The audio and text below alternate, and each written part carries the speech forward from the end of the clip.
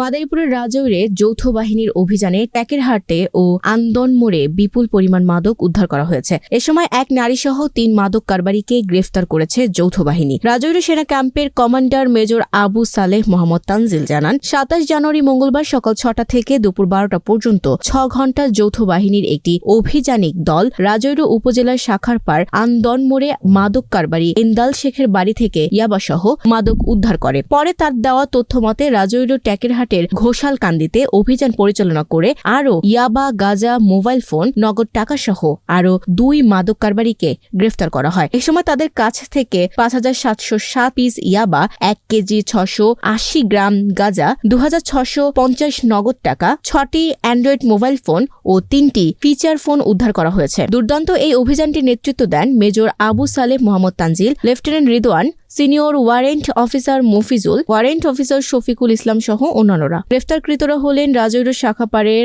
আন্দনমোড়ের জলিল শেখের ছেলে এন্দাল শেখ, রাজৌর পৌর এলাকার ঘোষালকান্দি গ্রামে মৃত মোতাবেক মোল্লার মেয়ে জীবনী বেগম ও একই এলাকার সায়েদ আলীর ছেলে সাগির শেখ। মাদারীপুরের সংবাদদাতা মেহেদী হাসান সোহাগের তথ্য ও ভিডিও চিত্রে ডেস্ক রিপোর্ট।